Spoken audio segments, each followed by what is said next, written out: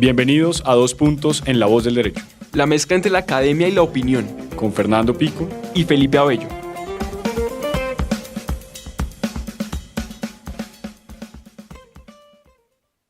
Le damos la bienvenida a todos nuestros oyentes de Dos Puntos en La Voz del Derecho. Hoy es jueves 7 de la noche, salimos nuevamente en vivo con ustedes en un programa que es bastante especial en el marco de esta temporada, porque estamos analizando, como ustedes muy bien saben, la sentencia C-165 del 2019, en la que la Corte se pronunció sobre las visitas administrativas de las superintendencias, particularmente la Superintendencia de Industria y Comercio y la Superintendencia de Sociedades. Simplemente para recordarles a nuestros oyentes que han estado con nosotros y nos han seguido a lo largo de estos jueves, hemos estado en nuestro primer capítulo con el doctor Andrés Barreto, quien es el actual superintendente de Industria y Comercio. Estuvimos también con el doctor Pablo Felipe Robledo en nuestra segunda entrega. En la tercera entrega estuvimos con el anterior ex superintendente delegado para la competencia, y ahora estamos con Juan David Gutiérrez, quien nos va a acompañar en esta tercera entrega. Antes de presentarlo, quiero darles la bienvenida de nuevo e invitarlos a que nos acompañen en las redes sociales de Dos Puntos, bien sea en Facebook, bien sea en Twitter, y que sus comentarios siempre son valiosos para este espacio. La idea es democratizar las perspectivas, ideas, proyectos que ustedes tengan y que nos sigan acompañando en estos jueves. Los queremos mucho y queremos que también participen con nosotros en este programa, que también es de ustedes. En el marco de los programas que hemos venido teniendo, hemos planteado diferentes ideas en torno a la sentencia C-165. Particularmente se ha defendido la posición por nuestros invitados, nuestros tres primeros invitados, relacionada con la actividad que ha venido desarrollando la Superintendencia de Industria y Comercio de cara a la sentencia de la decisión que se tomó. En esta ocasión tenemos una visión diferente, pero que pues obviamente está dentro de la libertad de entender cuál es el alcance, la decisión, los pormenores de esa sentencia C-165. Para no darle más largas al asunto y para que ya podamos escuchar las palabras de nuestro invitado el día de hoy, quiero presentarles ahora sí, en esta cuarta entrega, de la temporada tercera de Dos Puntos, a nuestro cuarto invitado, que es Juan David Gutiérrez. Juan David es abogado de la Universidad Javeriana, con una maestría en Derecho de la Universidad de Bolonia. Además, tiene una maestría en Políticas Públicas y un PhD en Políticas Públicas de la Universidad de Oxford. Y es un placer tenerlo aquí en Dos Puntos. Es socio, además de la firma Avante Abogados. Y es un placer tenerlo aquí en Dos Puntos hablando sobre la sentencia C-165, sobre todo sobre un tema que conoce y del cual está muy, muy familiarizado. Juan David, bienvenido nuevamente y gracias por estar con nosotros. Bueno, Fernando, muchas gracias. Un gusto estar por segunda ocasión en la mesa de trabajo de Dos Puntos. Vamos a hablar de un tema que ya lleva sonando un buen rato, desde que se anunció la sentencia, digamos, incluso antes de que saliera la decisión, ya se estaba hablando. Y pues el reto más grande será poder agregar algo nuevo, no solo porque ya ha corrido mucha agua debajo de ese puente, sino porque pues usted ya mismo le contó a los oyentes, se lo recordó a los oyentes, que ya ha habido otros participantes con mejores pergaminos que los míos para contar esta historia del derecho a la competencia, del derecho del consumidor, del derecho de las sociedades, de todas las, las facultades de inspección y vigilancia administrativa de las superintendencias, particularmente de las sociedades y industria y comercio. Sí, digamos, el tema es más que la perspectiva de los panelistas, porque digamos lo que hemos querido hacer en las primeras tres entregas es la visión, llamémoslo institucional, en el sentido en que ha estado inmersa en esa visión quienes han ocupado los cargos de las superintendencias y, por supuesto, defendiendo la tesis de las visitas administrativas de cara a la sentencia. Ahora queremos, desde una perspectiva un poco más, llamémoslo objetiva, desde un punto de vista mucho más académico, también práctico, entender desde su óptica cuál es el alcance de la sentencia. Y me gustaría empezar, si le parece, con esta conversación, planteando lo primero, y es ¿qué opinión merece en general la sentencia C-165 con respecto a las visitas administrativas. Es un tema que ya se venía haciendo, es una perspectiva no nueva en cuanto a las visitas. ¿Qué perspectiva trae esa sentencia C-165 en el escenario actual de visitas administrativas? Bueno, yo creo que hay que empezar por la expectativa. Cuando se anunció el sentido de la decisión y antes de que tuviéramos el texto de la sentencia, había una expectativa muy alta porque pues parecía como si las cosas fueran a cambiar drásticamente por el sentido de la decisión. Luego pues nos enteramos que no era así y pues eso hizo que por supuesto mermara, digamos, la novedad que podía tener la decisión respecto de esas expectativas que había. Más allá, digamos, más que decir que mi opinión pueda ser más objetiva de mis antecesores, yo estoy de acuerdo con usted que de pronto va a traer una opinión un poquito diferente por el simple hecho de que yo no he ostentado el cargo ni de superintendente ni de superintendente delegado, entonces puedo pensar no solo en pasado, como lo están haciendo ellos, o en presente, como lo pudiera hacer el actual superintendente, sino que además puedo pensar como en futuro, como más allá de lo que la sentencia juzgó hacia el pasado, pensemos un poco hacia el futuro. Y la sentencia, pues, digamos, ciertamente que sí blindó las facultades, y creo que en algún momento yo por Twitter digo, aquí no pasó nada, pero hoy en día yo pienso, bueno, tampoco es que no haya pasado nada. Ciertamente lo que pasa es que no pasó tanto como pensábamos, pero ciertamente de alguna manera queda blindada en general la facultad y pues obviamente se reafirman algunos límites que todos conocíamos de la facultad. Ahora, ¿qué pasa? Decir esto ahora que ya sabemos qué pasó, pues suena como obvio, pero en su momento no lo era tanto. Y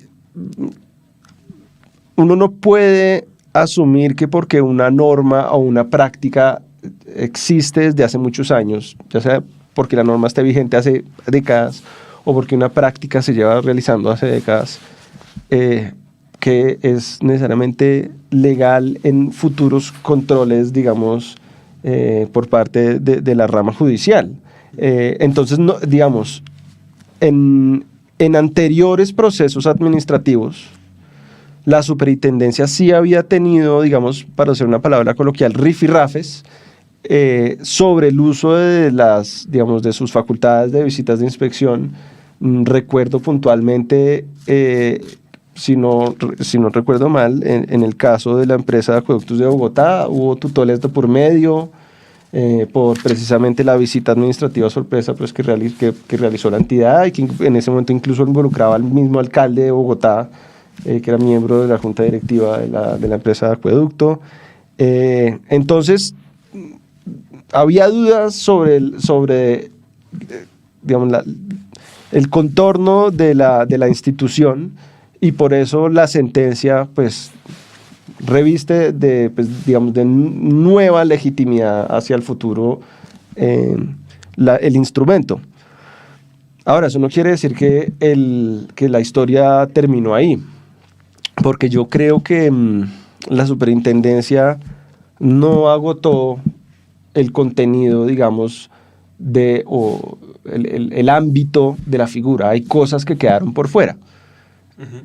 Además, porque en todo caso estábamos estudiando, o la Corte estaba estudiando, dos disposiciones relacionadas con temas de protección al consumidor para la Superintendencia de Industria y Comercio y de la Superintendencia de Sociedades. Luego, pues digamos, yo creo que ciertamente que la sentencia es pertinente para el ejercicio de las funciones en otros ámbitos de las superintendencias, pero que falta, y luego cuando usted me lo pregunte para no tener un monólogo, hay algunos cabos sueltos. Sí, digamos, hay un tema que sí causa, que digamos tal vez no se ha tocado muy a fondo y está en relación con, en las anteriores charlas, y está en relación un poco con la visita y la inspección en temas de consumo, y es que desde el punto de vista de competencia, seguramente el camino y la experiencia con las visitas administrativas ha sido muchísimo más largo que con lo que ha habido en consumo. Y es claro, pues porque la ley 1480, que le dio facultades administrativas y facultades, no administrativas, digamos, facultades más de fondo desde el punto de vista administrativo que ya existían previamente a la Superintendencia de Industria y Comercio, pues planteó el tema de las visitas administrativas en ese numeral cuarto del artículo 59, pero digamos que no ha desarrollado muy a fondo cuál es el objeto de esa visita, qué alcances tiene, cuáles son las implicaciones. Y a lo que voy es, dicho esto, con base en esa, digamos, en esa experiencia que hay desde el punto de vista de competencia, por eso relacionarlo con el tema, ¿qué hay que decir con respecto a la visita administrativa en consumo? ¿Sí? ¿Qué experiencia de competencia y qué le faltaría al tema de competencia que podría agregarse al tema de consumo para que la visita cumpla no solamente con los lineamientos que ha planteado la Corte, sino para que sea una visita que dentro del marco de la normalidad legal pues sea efectiva y eficaz? Bueno, yo creo que le voy a dar un ejemplo que aplica para cualquiera de los ámbitos y para las dos superintendencias, de hecho, tanto de sociedades como de industria y comercio. Y es un cabo suelto que dejó la sentencia, y es, ¿qué pasa con los dispositivos de propiedad privada? La sentencia, cuando se refiere... Un celular, por ejemplo. Un celular, mi celular, no el de la empresa, mi celular. Ok. Y de hecho, yo puedo tener tanto un celular de la empresa como el privado y tener en mis dos bolsillos en el momento en que llegó la superintendencia. La sentencia alude expresamente y de manera reiterada a los documentos y dispositivos de la empresa, o a los documentos, los correos electrónicos y dispositivos institucionales. Varias veces. Y realmente, digamos, y por lo menos, obviamente en esto en competencia ocurre, pues las conductas que se pueden estar investigando pueden ocurrir perfectamente a través de dispositivos privados, que se están usando quizás para motivos profesionales, digamos, pero que son privados. La sentencia hubiera podido llegar allá, pero no lo hizo. Y ahí hay una discusión muy interesante porque la sentencia explora el tema del derecho a la intimidad desde el punto de vista de la persona jurídica y cómo está limitado y por qué en todo caso las facultades de inspección de documentos privados y el comerciante pues, le permiten a la superintendencia tener acceso a todo ello. Pero, ¿qué pasa con el derecho a intimidad ya no de la persona jurídica, sino de la persona privada? Claro, y además porque en los celulares muchas veces también se da el tema de usar el celular personal pues para temas laborales. Hay chats laborales, hay correos electrónicos que se manejan también desde el celular. O desde su cuenta personal de correo. O desde su cuenta personal de correo, puede ser. Entonces, quedaron por fuera. La Corte Constitucional no dice que quedaron por fuera. Ajá. De hecho, yo no creo que la superintendencia piense eso, pero hubiera habido una oportunidad para eso. A mí me ha ocurrido, por ejemplo, en situaciones donde estoy haciendo una capacitación en temas de compliance, de competencia, consumidor, datos personales, en donde explico el tema de las facultades de inspección y siempre las personas preguntan, oiga, ¿y en mi celular? Y como, digamos, yo les explico que la superintendencia tiene unos dispositivos, digamos, tanto de hardware como software que les permiten, digamos, rastrear todo lo que haya en el equipo e incluso sacar, digamos, una fiel copia del mismo. Y las personas dicen, uy, ¿cómo así? Entonces todas mis conversaciones personales y mi información personal se la van a llevar así nomás si está en mi teléfono privado. ¿Y qué pasó con mi derecho en la intimidad? Entonces incluso personas que no son, digamos, abogadas y personas comunes y corrientes les parece algo exótico, por lo menos, por decirlo menos. Y creo que la Corte Constitucional hubiera podido abordar el tema. Claro. Ahora, una pregunta, desde ese punto de vista, ¿cuál es su consideración con respecto a ese punto? Y es, ¿existe esa alternativa? En ese caso que usted plantea, ¿se requeriría de un juez de garantías? Posiblemente. Digamos que la inviolabilidad, digamos, de la correspondencia ahí queda en entredicho. pero al mismo tiempo, y yo entendería si una autoridad de control dice lo que pasa es que usted está usando ese dispositivo para efectos profesionales y hay información del comerciante. Entonces, y creo que técnicamente además lo podría hacer la superintendencia. La superintendencia podría decir, a mí solo me interesan los mensajes de datos que están en este dispositivo que hacen parte de los documentos de comercio. Y sus conversaciones con los competidores sobre política comercial, pues eso hace parte eso es un mensaje de datos que yo tengo derecho a revisar. Sí, sus conversaciones más allá de si está un dispositivo personal o privado. Pero es decir, precisamente ahí es donde uno dice, bueno, la Corte hubiera podido entrar a zanjar ese debate, ¿necesita o no necesita? Claro, y lo planteo porque, digamos, la parte resolutiva de la sentencia, que digamos, siempre ha causado, pues no sé, me ha causado bastante interés, es porque define al final la sentencia, dice que dice lo siguiente, básicamente, que siempre normalmente la leo en este escenario, y dice, declarar exequibles los numerales 4 del artículo 59 de la Ley 1480 de 2011, los numerales 2 y 3 del artículo 20 y el artículo 21 de la Ley 1778 del 2016, en el entendido en que las competencias ahí previstas, 1, deben ejercerse a la luz de los dispuestos en el Código General del Proceso y de lo contencioso administrativo, y 2, no comprenden la realización de interceptaciones o registros ni otras actividades probatorias que, según la Constitución, se encuentran sometidas a reserva judicial de conformidad con la Constitución. Entonces siempre me he planteado, es decir, la Corte, y un poco yendo hacia lo que usted planteaba, Juan, es la Corte puede decir en algún momento, lo que está diciendo la Corte es, pueden haber actividades propias de inspección, de vigilancia a estas entidades que pueden rayar o ir más allá de lo que está previsto constitucionalmente en el CEPACA o en el Código General del Proceso que disponen, digamos, esas alternativas probatorias. Y en esos eventos, pues yo sí tendré que ir al control de garantías. Entonces, hay que examinar caso a caso, verificar caso a caso cuáles son esas que se requerirían de control de garantías, porque lo contrario no haría la Corte esa salvedad. ¿Sí? Ahora, aquí, digamos, en los micrófonos planteaba el anterior superintendente de Industria y Comercio, que pues así como puede existir no sé, que pueda existir que la superintendencia haga un allanamiento, pues puede pasar que alguien, no sé, tome un testimonio con una tortura. Claro, pero evidentemente en ambos casos será ilegal. Ahora, si alguien toma un testimonio que es de orden o de carácter penal, en ese evento pues requerirá control de garantías. Lo mínimo es que aquí también se haga lo propio, es decir, que si va a hacer una inspección con un tema que está relacionado con el derecho a la intimidad, con un tema de derechos personalísimos, que no hacen parte de la empresa, pues que exista ese juez de control de constitucionalidad, de garantías, que permita, digamos, salvaguardar esos intereses. Ahora, un truco, es que me acordó, un truco de las autoridades válido, legítimo, me parece a mí, es que pueden preguntar a la persona, ¿puede darme su tarjeta profesional? ¿Cómo es su tarjeta? Ahí están los números.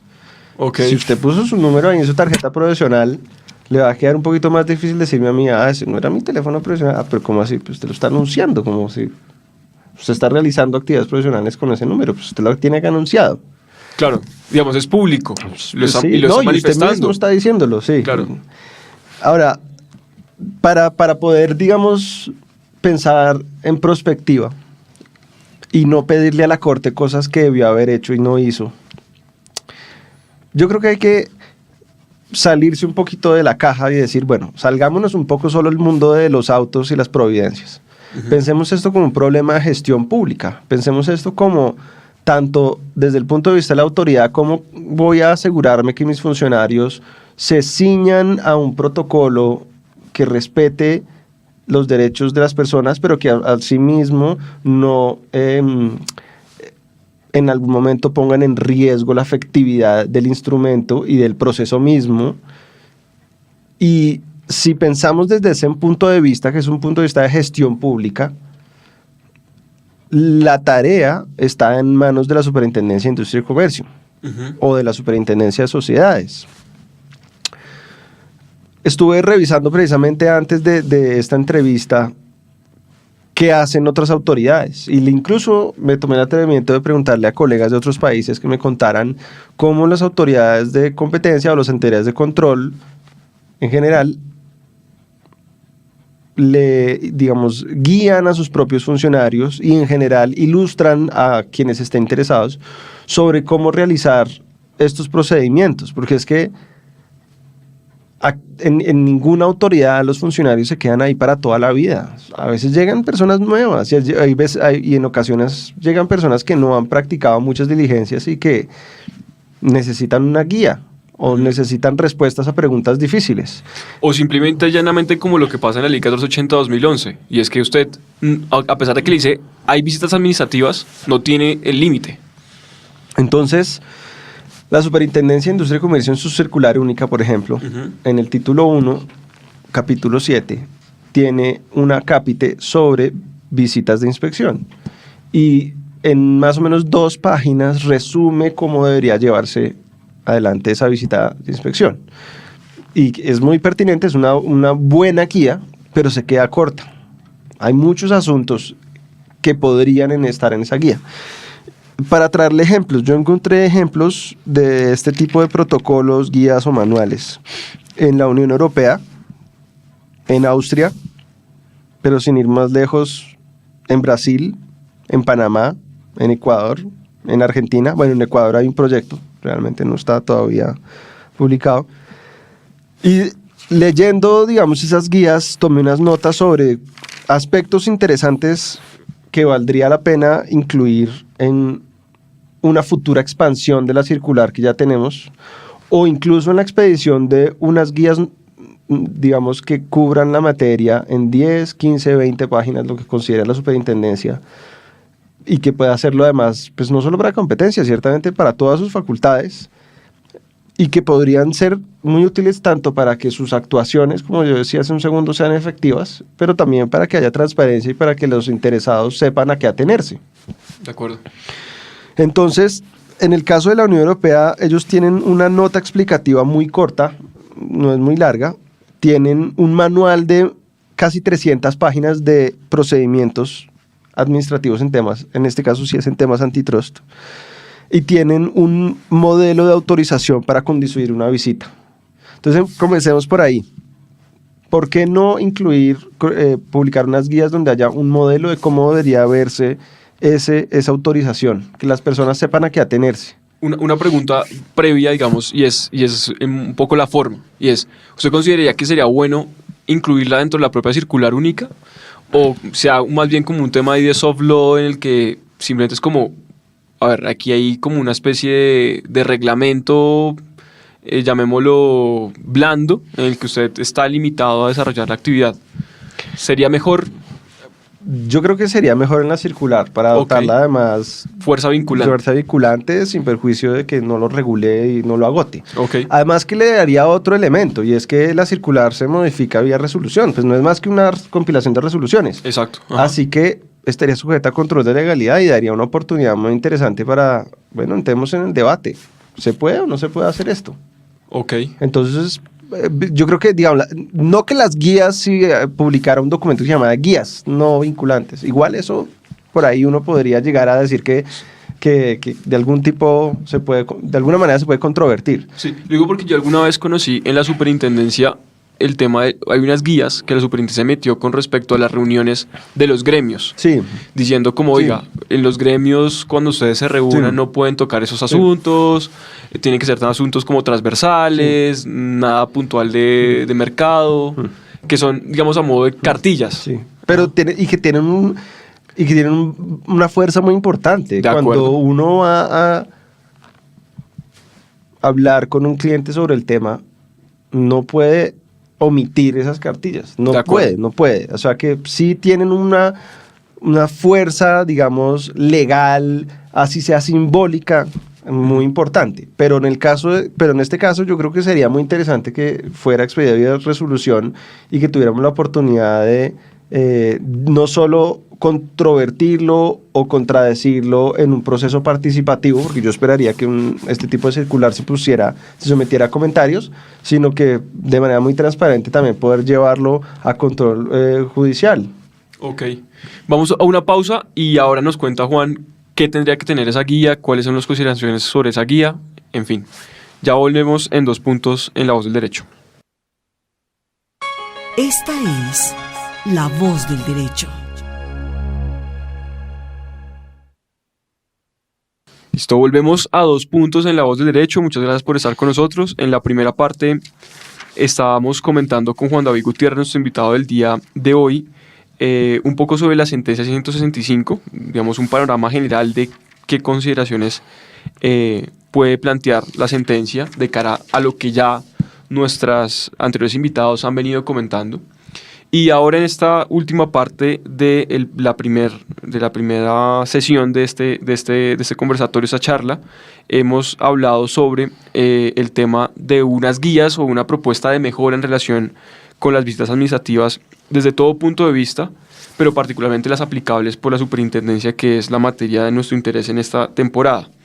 Y Juan nos planteaba al final de la primera parte que sería bondadoso, dada la experiencia extranjera e internacional, unas guías o unos lineamientos para desarrollar esas visitas administrativas, y revelándonos que, digamos, en el marco del consumo es más importante todavía, porque todavía la actividad está por desarrollarse, digamos, aunque la facultad administrativa ha venido existiendo y ya se van a cumplir los 10 años de la Ley 1480-2011, pues vale decir que la guía sería muy nutritiva, favorecedora para esa actividad de inspección. Y ciertamente en otras, en datos personales, claro, pues también.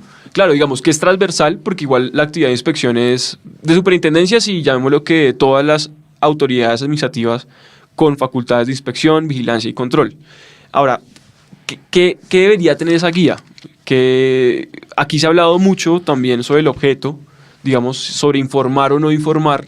El objeto de la visita administrativa, es decir, ir hasta el detalle o simplemente dar el lineamiento. Venimos aquí a investigar una conducta que es vulneratoria del derecho de garantía, pero sin indicar qué aspecto del derecho de garantía, sin indicar qué aspecto de puntual de vulneración, a cuántos consumidores, cuántos son los quejosos. Es decir, hay que ser específicos, qué tiene que tener esa guía. Bueno, entonces yo comencé con sugerir precisamente que la guía no comience, pero sí tenga un modelo de autorización. Ok. Entonces la guía bien podría incluir, digamos, y especificar si, además de la resolución que ordena abrir la averiguación preliminar y o el acto administrativo en virtud del cual se ordena realizar la visita, y que debería estar incluido, digamos, en la autorización de visita que uno le presente a la persona que va a visitar, pues qué puntos adicionales debe tener. Debería tener, por lo menos, qué normas podrían estar violadas. Usted me está investigando a mí por consumo, por datos personales, por competencia, porque usted es la superintendencia de Industria y Comercio, usted puede hacerlo por todo eso. Entonces, quizás por lo menos saber qué normas son las que presuntamente están violadas. Ciertamente que hay una discusión de hasta dónde llegar, y quizás esa guía podría explicarlo en el sentido de ¿debe o no debe incluir la hipótesis de investigación? Uh-huh. Yo no voy a decir ahora que debiera o no debiera incluirla, pero sí creo que debería de una vez zanjar ese punto. En la Unión Europea, por ejemplo, precisamente la nota explicativa a la que me voy a referir de la Unión Europea sobre visitas de inspección dice que los funcionarios no están obligados a explicar más allá de lo que dice la nota de autorización y el acto administrativo que ordinó y autorizó la visita. Uh-huh. Entonces, está bien delimitado de qué se trata, y el acto administrativo, pues, que ordena la visita explica qué es lo que están buscando y qué hay detrás. Pues hay, digamos, precisamente ya que estamos hablando de este caso de la Unión Europea, en esta nota explicativa hay 6 puntos que yo dije, esto bien podría estar en la circular o en las guías, y que hoy no tenemos absoluta claridad, o que podría estar en disputa. Entonces la primera es el rol del abogado, uh-huh, tanto el interno como el externo. Entonces, por ejemplo, esta nota explicativa... Sin duda, y además que es importantísimo. Sí, sin duda. La nota explicativa, en este caso de la Comisión Europea, lo que dice es que digamos, quien recibe la visita tiene derecho a consultar a su asesor externo. De hecho, tiene derecho a hacerlo antes de que comience la visita y que tiene derecho a que se espere por un tiempo razonable para consultar a su asesor externo. Pero también explica la nota que no es obligatorio ni es necesario que el asesor externo o el abogado externo esté presente y que su no presencia no afectará la legalidad de la actuación. También habla de la importancia de que puede tener una persona de confianza, que también puede ser el abogado interno, pero también dice, pero no es obligatorio. Entonces, más allá de decir que esta debería ser la regla, yo no siempre las políticas públicas o las reglas viajan bien. Entonces, yo estoy dando ejemplos de temas que podrían regularse y que lo hagamos de acuerdo a nuestro marco constitucional y nuestra regulación. Sí, lo que aplica en Dinamarca no siempre funciona para Cundinamarca, pero es un parangón. Sí. Y es muy importante porque las empresas no están acostumbradas a recibir este tipo de visitas. Es decir, no es que las empresas, salvo quizás unas muy grandes, que han recibido más de una, pues las empresas normalmente no reciben, entonces pues las toman por sorpresa.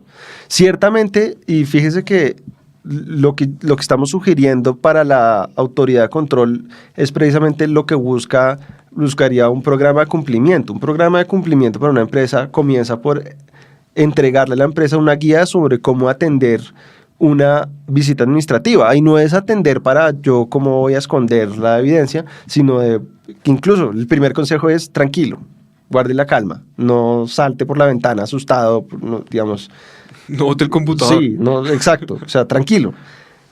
Entonces, un poco eso que uno hace cuando está, digamos, ofreciendo un programa de cumplimiento y entrega una guía para el cliente, pues lo mismo el ejercicio que haría la autoridad si expidiera una circular un poco más completa. Bueno, ¿cuál es el rol del abogado externo? ¿Cuál es el rol del abogado interno? ¿Hasta cuándo lo puedo esperar o no lo voy a esperar para que pueda estar presente? Porque pues además pues se pueden practicar testimonios ahí y pues ciertamente puede ocurrir que una persona confiese. O sea, realmente... Claro, y ese es su derecho de defensa, además que no puede, digamos, tiene el derecho a no autoincriminarse y demás. Exactamente. Entonces, ese es un tema que sería interesante. El tema que ya mencioné que no incluyó la Corte Constitucional en su sentencia y es qué hacemos con los dispositivos privados que guardan mensajes de datos.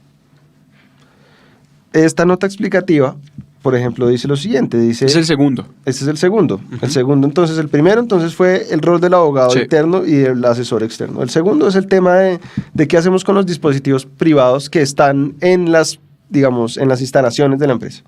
Y lo que esta nota explicativa dice de la Unión Europea es que la inspección incluye aquellos dispositivos y medios de comunicación privados que se utilizan por motivos profesionales cuando se encuentren en los locales de las empresas. Eso dice. O sea, fíjese usted que en la Unión Europea, por ejemplo, por lo menos en lo que tiene que ver con esta nota explicativa, la autoridad considera que eso ya está saldado y ciertamente este tema de las visitas administrativas, los denominados done rates, ha pasado por el barniz, por así decirlo, de los tribunales de justicia europeos desde el punto de vista de los derechos humanos. Entonces, pues digamos, podría ser que esta fuera la solución colombiana, pero que quede muy claro cuáles son las limitaciones, que yo estoy buscando solo mensajes de datos que estén relacionados con los fines profesionales o los motivos profesionales, no que puedo ahí sí violar la intimidad de la persona sacando otro tipo de datos. Es que finalmente estamos hablando de un derecho fundamental y no todos los países ni todas las jurisdicciones lo consagran así como lo hace la colombiana. Claro, y sobre todo porque últimamente también se empieza a hablar como el derecho fundamental de los datos. Sí, también con la discusión que tanto hay con respecto al tema, pero bueno. No, totalmente. Entonces ese sería un tema interesante que valdría la pena que quedara saldado. Un tercer tema tiene que ver con regular el uso de instrumentos de búsqueda y programas o equipos, digamos, informáticos. Porque, y la ley 527 que explica precisamente que es un mensaje de datos. Y que la ley de comercio electrónico. Exactamente, que explica cómo preservar, digamos, cómo un mensaje de datos puede servir de prueba. Pues uno de los puntos básicos, por ejemplo, es respetar la integridad de los datos. Digamos, las personas que trabajamos en temas de la superintendencia sabemos que la superintendencia ha construido un equipo forense muy potente y muy capaz y tal, pero hay rotación interna, entonces no sabemos si los funcionarios competentes que están hoy ahí el día de mañana son los mismos. Y hay determinado tipo de órdenes que podrían dar en relación con los equipos que podrían afectar la integridad de los datos, obviamente en desmedro del derecho de defensa o incluso en su propio riesgo de perder unos datos por culpa de una manipulación indebida. Entonces, esto por ejemplo me lo explicaba un ingeniero digamos, experto en estos temas forenses, y me decía, vea, si por ejemplo usted apaga el equipo y manda a apagar el equipo, a las malas, usted bien puede dañar la información, y sin embargo, en el ámbito penal, eso es más o menos una práctica usual, porque el manual de cadena de custodia así lo indica, que usted puede mandar a apagar el equipo para preservarlo, y sin embargo puede estar poniendo en riesgo la integridad de los datos. Entonces, algunos, y digamos, yo creo que esta circular no es que tenga que ser exhaustiva, pero por ejemplo, sí debería incluir qué principios debería salvaguardar la autoridad en el uso de estos instrumentos, como por ejemplo la integridad de los datos, la originalidad y digamos todo lo que se necesita para que se pueda usar como prueba. Okay. Ese es el tercer punto. El cuarto punto tiene que ver con las obligaciones de hacer o de no hacer de quienes están en la empresa y de la empresa misma. Es decir, ¿qué significa cooperar con la autoridad? Y cooperar con la autoridad en el marco de una visita, pues ciertamente es seguir instrucciones, pero hay todo tipo de instrucciones y no todas para una persona son, digamos, del lado de quienes investigados son intuitivas. Entonces, por ejemplo, si la superintendencia se encuentra con que hay unos derechos de acceso de administración, cuando uno quiere hacer algo del computador y le dice, usted no puede hacer esto si no tiene la clave del administrador. La superintendencia, pues no, pues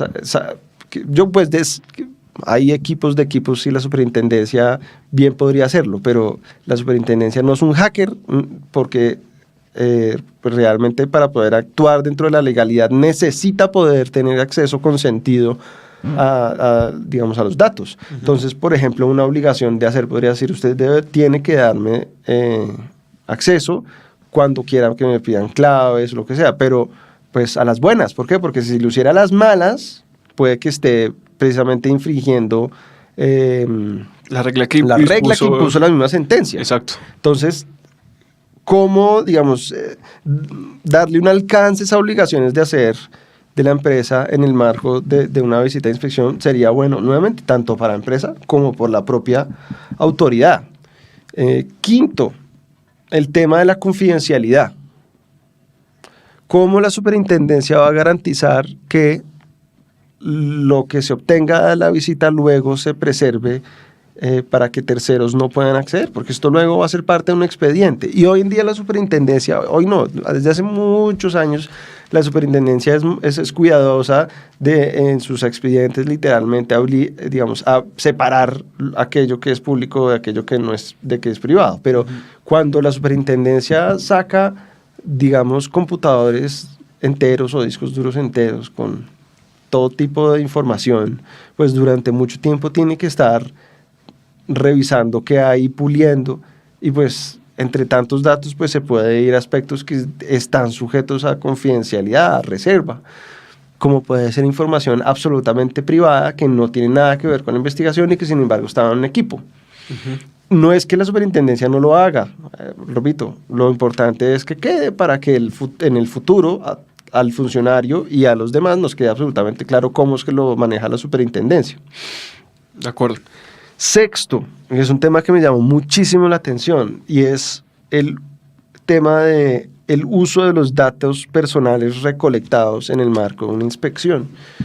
Porque pues a pesar de que normalmente la inspección pues se hace en relación con un comerciante que es persona jurídica, pues también recoge la autoridad en cualquier datos personales, de personas naturales. Entonces, pues tendrá que darle el tratamiento que la ley prevé para ese tipo de datos personales. Yo, digamos, yo no había caído en cuenta nunca de cómo pues era importante hacer explícito esto, que parece obvio, pero pues que valdría la pena que esté, digamos, también una circular, ya que la superintendencia, como el propio superintendencia a veces lo dice, tiene 6 unidades de negocio y una de ellas es datos personales y que a veces se encuentra con temas de competencia o con temas de consumidor y pues hay una interacción ahí que toca tener en cuenta. De acuerdo. Dicho esto, digamos, la conclusión que uno puede dictar con respecto al tema de la sentencia es, a pesar de que la sentencia, digamos, revela una situación que probablemente ex ante venía acatando la Superintendencia de Industria y Comercio, con salvedades de caso a caso y demás, con lo que ya hemos planteado de la parte resolutiva, existe un aspecto de mejora, digamos, llamémoslo, pues desde el punto de vista de consumo uno podría decir de creación casi, pero de pronto desde otras perspectivas y otras actividades sí de mejora en lo que se viene haciendo, digamos, con fundamento en las guías. Y le voy a dar 2 ejemplos de cómo la autoridad cambia de opinión. Ajá. Es decir, ¿por qué lo digo? No porque los cambios de opinión sean malos o buenos, simplemente porque en asuntos fundamentales la autoridad puede cambiar de opinión. Sí. Entonces uno no puede, digamos, simplemente echarse al pasado y decir, es que siempre lo hemos hecho bien, sí, pero el día de mañana Claro, no sabemos quién va a ser superintendente en 20 años. De acuerdo. 2 ejemplos puntuales. Nuevamente digo, no voy a juzgar si son buenos o malos, simplemente cambios fundamentales. 1, en integraciones empresariales, en la anterior administración empezó a aceptarse la participación de terceros interesados, o sea, reconoció tercería, cosa que nunca lo había hecho, porque realmente para hacerlos era necesario hacer una analogía bastante larga, porque la norma de la ley de 1340 no establece la tercería para ese tipo de trámites, solo lo hace para los procedimientos de prácticas restrictivas de la competencia y no para integraciones. Pero la superintendencia consideró durante varios años que sí podían actuar terceros en trámites de integraciones empresariales y la actual administración piensa que no. ¿Y cambió? ¿Y hubo un cambio de norma? No, simplemente un cambio de postura, pero es importante que participen o no puedan participar terceros, pues es un cambio importante en un procedimiento. De acuerdo. Cambio número 2, en temas jurisdiccionales. Sin duda. Hoy en día la superintendencia no considera que las empresas de origen estatal puedan ser sujetas de legislación de competencia leal, por ejemplo. No, exacto. Y también... Y ese es un cambio bastante fuerte, digamos, bueno o malo, eso lo dejamos para otro programa, pero son cambios. Entonces, y hay que informarlos. Sí, y entonces yo no puedo esperar simplemente a decir es que siempre lo hemos hecho bien, cuando si no existe un marco regulatorio o en este caso simplemente unas guías que ilustren, pues hay, digamos, ciertamente uno queda con la duda de, bueno, ¿y se va a seguir siendo así? ¿O qué otros cambios de opinión puede haber que están en derecho de tener? Pues sí, o simplemente y llanamente decir, con base en la sentencia 665, oiga, ¿cuál es la implicación? Es decir, como cuál es la opinión oficial, esto va a seguir igual, se va a cambiar, se va a mejorar. Es decir, ¿cuál es el foco con respecto a la sentencia? ¿Sí? Porque a veces también puede seguir generando, y de ahí, digamos, este espacio, puede seguir generándose la opinión pública como, oiga, la sentencia cambió completamente la perspectiva de cómo se hacen las inspecciones. No, quedó todo igual, pero bueno, ¿qué es lo que quedó igual? ¿Qué es lo que hay que mejorar? ¿Qué es lo que está faltando? Y creo que ahí es muy valioso lo que usted plantea, Juan, con respecto a proponer, digamos, unos lineamientos que den un norte, que establezcan un instructivo o por lo menos una hoja de ruta, una brújula respecto a la actividad. Pues el otro ejemplo que quería dar es un poquito más cercano porque es el de la Autoridad de Competencia de Brasil, que expidió sus guías en el año 2017, en septiembre del año 2017. Y en la introducción de sus guías, la autoridad deja claro que se trata de una referencia, o sea, no trata de darle un valor vinculante, esto sí realmente es una guía, pero también advierte que se trata de la recopilación o consolidación de las mejores prácticas adelantadas por los propios funcionarios de la autoridad durante muchos años. Es consolidar la experiencia de la autoridad en el ejercicio de esa función.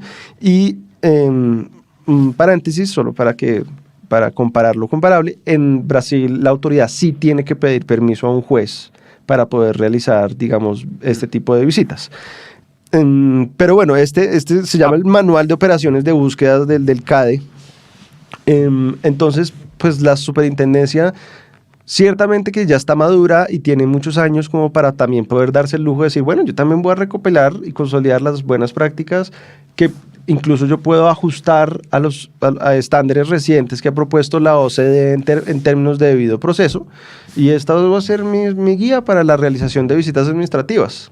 Sí, y creo que sumándole a lo que usted plantea anteriormente, que se sale un poquito de lo que estábamos conversando en la sentencia, pero creo que es valioso de cara a lo que propone en la guía, y es, pues lo propio pasa en la jurisprudencia de la propia superintendencia en la Delegatura de Asuntos Jurisdiccionales, y es la importancia de plantear unas líneas jurisprudenciales, o por lo menos, si no líneas jurisprudenciales, por lo menos sí la publicación de las decisiones que guarden relación con las previas y demás, a fin de pues de que la opinión pública, los administrados sepan y digan, oiga, aquí hay un tema de posición que sobre esta regla se está basando la jurisprudencia de la delegatura y este es mi límite o por lo menos mi regla sobre la cual me van a juzgar. Y lo propio en muchísimos otros temas más que se nos pueden escapar, entre esas visitas, en donde debería ser un poco más claro para los administrados, digamos, tener esa brújula o por lo menos esos límites, ¿cierto? Ya como se nos está acabando el programa, yo creo que este programa en particular ha tenido una visión diferencial con respecto a los otros y creo que el valor agregado ha sido ese, en el sentido en que pues, la lectura de la sentencia C-165 no ha sido desde el ejercicio que ha tenido la superintendencia, o meridianamente sí, pero ha estado basado en este ejercicio, pero mirando hacia futuro qué cosas bondadosas, qué cosas hay por mejorar, qué actividades hay que realizar para que la actividad de inspección, vigilancia y control, en este caso las inspecciones y visitas administrativas, sean por lo menos más certeras, más transparentes, más conocidas por los administrados. Pero a pesar de eso, y para acabar, sí me gustaría plantear una pregunta, y es, ¿cree usted que se requeriría en cualquier caso algún tipo de decisión judicial de garantía en una visita administrativa de inspección en Colombia? Es decir, por virtud de la sentencia hay que desechar cualquier posibilidad de que un juez de control de garantías decida sobre la visita administrativa previa a su realización. Pero entonces usted me está proponiendo una reforma legal. No, pues no sé si eso implicaría reforma legal, Pues pero para empezar, habría que preguntarse cuál sería el juez competente. pues todos los constitucionales, porque todos son constitucionales. Puede ser, digamos. Ok, pero no me queda tan claro que sea tan fácil, digamos, la determinación de quién es competente, porque pues no es un asunto simplemente constitucional, pues finalmente también es un tema, digamos, administrativo. okay. Pues si fuera ese el caso, entonces ¿por qué el juez de control de garantías penal no es cualquiera si se trata de asuntos constitucionales de debido proceso? Pues hay un juez asignado para el proceso penal para eso. De hecho, creo que mi mensaje sería, si quieren cambiar, no es así, y podría ser mejor que se requiriera, digamos, precisamente esa autorización previa judicial y de pronto incluso podríamos darle más dientes a la superintendencia para realmente sí poder hacer aquello que hoy en día no puede hacer. Uh-huh. Pero si ese fuera el caso, yo esperaría que no fuera a través de una sentencia, sino ojalá fuera a través de una reforma legal que deje muy claro hasta dónde puede y hasta dónde no puede llegar y que haya mucha claridad sobre desde el juez competente para hacerlo, para que la autoridad no pierda la celeridad con la que hoy en día hace sus visitas administrativas, que no pierda también, digamos, la sorpresa, que es parte importante, digamos, de la visita administrativa, y que, pues, obviamente el instrumento no pierde la efectividad, porque aparte de la delación, pues el siguiente instrumento más importante para recabar pruebas va a ser la visita administrativa. Entonces, quizás sería más garantista que así fuere, que tuviéramos una autorización judicial previa o un control posterior, cualquiera de los dos puede ser, Ajá. pero que si eso fuere, que no sea a través de una sentencia, que por favor sea a través de una reforma. Ok. Y una última pregunta. ¿Qué visión general da la sentencia C-165 del 2019? Es decir, ¿cuál es su lectura después de leerla en par de frases? ¿Qué lectura le da la sentencia? Que el partido no se acaba hasta que el juez pita. Entonces, Ok. cuando salió el sentido de la decisión, muchos salieron a celebrar, otros a criticar, otros a... Hasta que no salga el texto, no sabemos qué va a pasar. Y ciertamente que eso también dice un poco sobre la importancia de quizás no pronunciarse a través de alocuciones, como ocurrió en este caso, o incluso simplemente con la parte Comunicados resolutiva, de prensa. sino realmente tengamos el texto de la sentencia y comprometámonos a tenerlo en tanto tiempo. Hubo una anécdota pues, que me pareció chistosa, y es una universidad que estaba promoviendo un foro sobre la sentencia con la participación del magistrado ponente, y la fijó para determinada fecha. Y todas las semanas nos llegaba una fecha diferente diciendo, no, se pospuso. Como hubo por lo menos 4 correos posponiendo la sentencia porque la sentencia no estaba lista y el magistrado quería hablar solo cuando la sentencia estaba lista. Y terminó siendo varias semanas después de lo que habían pensado. Entonces, fíjense que incluso cuando el magistrado quería tener una sentencia para determinada fecha, pues no la pudo tener, y realmente creo que debemos seguir escuchando de los jueces a través de sus providencias y menos a través de otros medios. Ok, bueno, muchísimas gracias, Juan, por aceptar la invitación de 2 Puntos. Es un placer tenerlo en los micrófonos. A nuestros oyentes, muchísimas gracias por estar con nosotros y nos vemos el próximo jueves con una nueva entrega de 2 Puntos y el último capítulo de 2 Puntos en la tercera temporada de nuestra tercera temporada relacionada con visitas administrativas. Muchísimas gracias por estar con nosotros y un saludo para todos. Listo, chao.